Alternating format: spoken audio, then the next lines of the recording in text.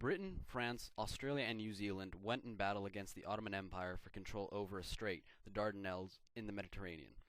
Technically called the Battle of the Dardanelles, it is also known as the Battle of Gallipoli, where the land battles took place.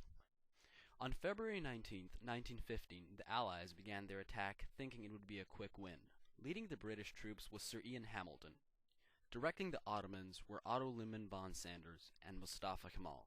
In spite of the confidence of the British generals, the fight for the peninsula would continue until January 9, 1916. If Britain won the Battle of Gallipoli, the Turks would be kicked out of the war and would be forced to give up control over the Dardanelles Strait. Control over the Dardanelles meant the Allies would be able to send the much-needed supplies, such as grain, to Russia, whose land supply route had been blocked off by Germany and Austria-Hungary.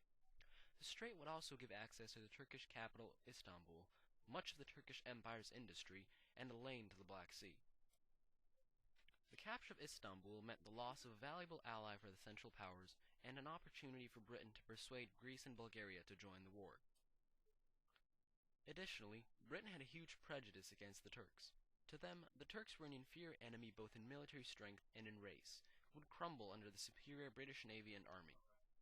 After months of enduring a grueling stalemate on the Western Front, the Allies were desperate to find a new theater of war to end the seemingly endless standstill. This, in combination with the need to open a supply route to aid the Russians on the Eastern Front, led the Allies to start planning for an invasion of Gallipoli. On February 19, 1915, the first naval attack was launched.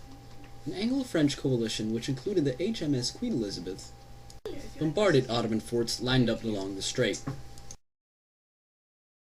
Many among the commanders in charge of leading the attack believed that victory was inevitable.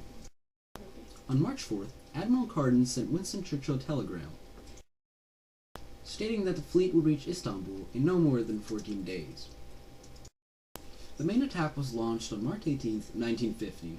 The fleet, comprising of 18 battleships with an array of supporting cruisers and destroyers, sought to target the narrowest point of the Dardanelles. Despite taking significant damage during engagements with the Ottoman forts, minesweepers were ordered to proceed along the strait. Minesweepers, operated almost entirely by civilians, were driven back by the intense flak raining down on them, leaving almost the entire minefields the Ottomans placed prior to the invasion intact. In spite of this, the attack continued. British and French ships pushed forward right into the teeth of the Ottoman defenses. Two British ships, the HMS Invincible and the HMS Irresistible, sustained critical damage from the mines, as did the HMS Ocean, sent by the British commanders to rescue the Irresistible. Both ships would eventually sink.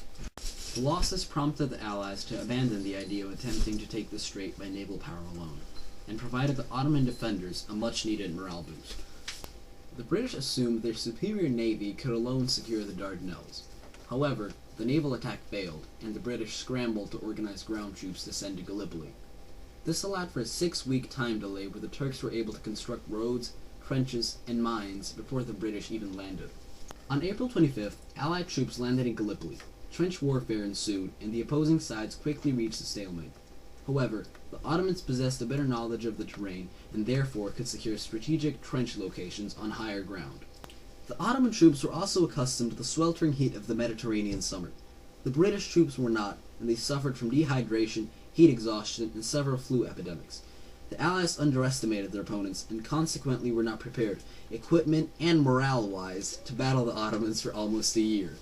In desperate need of a victory, the British planned the August Offensive, a series of attacks from August 6th to August 9th that would push back the Ottomans and provide the Allies with much-needed breathing room. However, during the offensive, the Allies waged battles that did not earn them any new territory. A letter from British war correspondent Ashby Bartlett to the British Prime Minister after the August Offensive stated, "I never thought the scheme decided on by headquarters ever had the slightest chance of succeeding. The army is in fact in deplorable condition. Absolute lack of confidence in all ranks. Our only justification for throwing away fresh lives is a certain cooperation of Bulgaria." In fact, Bulgaria joined the Central Powers. Therefore, seeing the battle as a lost cause, Britain evacuated its troops out of Gallipoli on January 9, 1916. Casualties included 141,109 soldiers for the Allied forces and 251,309 soldiers for the Ottomans. Aside from all the casualties that both sides suffered, the Allies lost more than they had expected. Because the Allies were not able to defeat the Ottoman Empire, one of the main consequences of the Battle of Gallipoli was that the course of World War II was prolonged. The Ottoman victory skyrocketed their morale. In present-day Turkey, the end of the battle is still celebrated as a rare moment of Turkish triumph.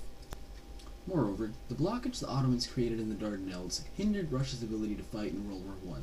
The Dardanelles served as an important shipping route between Russia and Britain. Because the Dardanelles were cut off by the Turks, Britain was not able to transport arms and ammunition to Russia. As a result, Russia was not able to transport grain to mitigate Britain's food shortage. Despite Russia's enormous manpower and population size, it proved useless due to the lack of artillery and ineffective combat tools. The poor planning that went into the amphibious assault was one of the major reasons the campaign wasn't successful. The terrible losses would be a warning sign for the British in future battles, specifically the Normandy landings. The Battle of Gallipoli did not just affect the parties involved. It redefined a culture and paved the way for modern technology.